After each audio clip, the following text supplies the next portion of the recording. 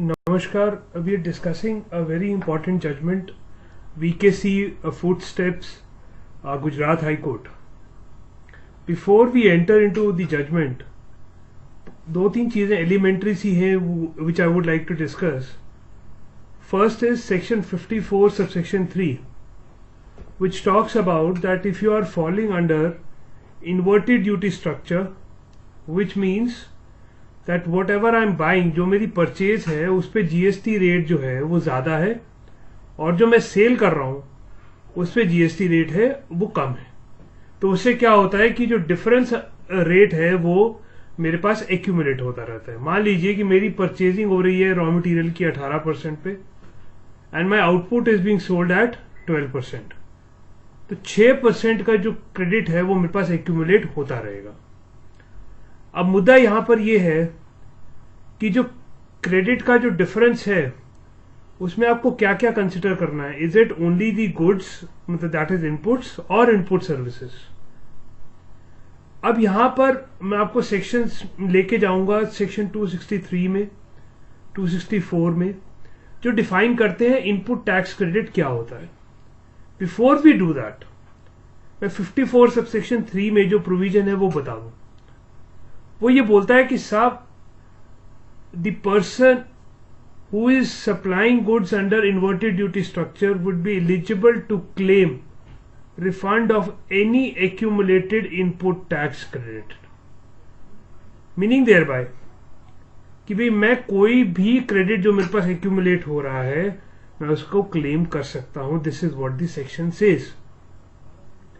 लेकिन एक रूल बनाया गया 89 सब रूल 5, जहां पर आईटीसी को डिफाइन करते समय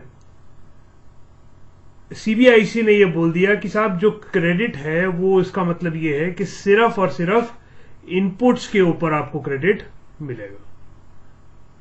इनपुट्स का मतलब कि जो सर्विसेज आप अवेल करते हैं उनके ऊपर हम आपको जो है रिफंड अगर एक्यूमुलेट हो भी रहा है तो भी नहीं देंगे. नाउ द क्वेश्चन अराइजेस कि भाई ये तो रूल के अंदर प्रिस्क्राइब्ड है, तो what is the issue in this.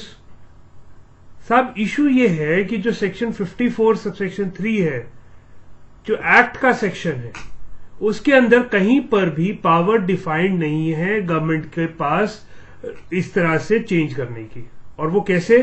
54 subsection 3 को अगर हम पढ़ते हैं वहां पर भी कोई ऐसा वर्ड नहीं लिखा गया है as may be prescribed.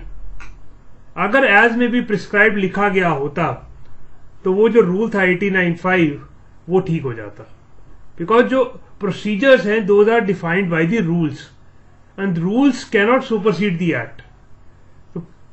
The powers of the government is decided by the act and not the rules. So जब एक्ट के अंदर प्रिस्क्राइब नहीं है तो how can you restrict the benefit of refund to the tax payer by way of rules. So यहां पर जब Gujarat high court ने इसको एनालाइज किया, दे फाउंड कि जो सेक्शन 164 है जहां पर गवर्नमेंट को पावर दी जाती है, वहां पर जो पावर दी गई है वो काउंसिल को दी गई है to decide any matter as per the act, as per the GST act. अगर एक्ट के अंदर ही, मतलब 54 सबसेक्शन 3 के अंदर ही, when there is no power given to the government to define the rules, so they cannot restrict the benefit to the taxpayer. Now, if we take this further, 54 subsection 3 का clause 1 जो है वो describe करता है zero rated supplies made without payment of taxes, और clause 2 define करता है inverted duty structure को. जो clause 1 है उसके लिए रूल लगता है 89(4) which is for zero rated supplies, और जो inverted duty structure है उसके लिए लगता है 89(5). अब अगर मैं इनपुट टैक्स क्रेडिट की डेफिनेशन में जाता हूं, वो ये बोलता है कि साहब इनपुट टैक्स क्रेडिट का मतलब है credit of input tax. Credit ले लीजिए आप इनपुट टैक्स का. अब इनपुट टैक्स क्या है? Input tax is a tax which is paid on the purchase of goods और सर्विसेज. साहब वो कहीं डिस्टिंक्शन नहीं करता गुड्स, कैपिटल गुड्स और सर्विसेज के बीच में. वो कहता है भाई गुड्स और सर्विसेज के ऊपर अगर आपने जो टैक्स पे किया है वो आपको जो है इनपुट टैक्स के फॉर्म में मिल जाएगा, and that is eligible as the definition of input tax credit. Right हो गया। अब यहां पर सर कैपिटल गुड्स को रिस्ट्रिक्ट कहां किया गया? जब कोर्ट ने ये मान लिया कि जो सेक्शन 54(3) है और जो उसका रूल 89(5) प्रिस्क्राइब्ड है वो उसके मुताबिक है ही नहीं, और कोर्ट ने ये बोला कि साहब इनपुट टैक्स का मतलब है जो मैं अपने परचेजेस पे टैक्स जमा करा करके आता हूं वो कहीं पर भी बाइफरगेट नहीं करता, एंड देयरफॉर आपको जो है रिफंड इनपुट और इनपुट सर्विस दोनों का मिलना चाहिए।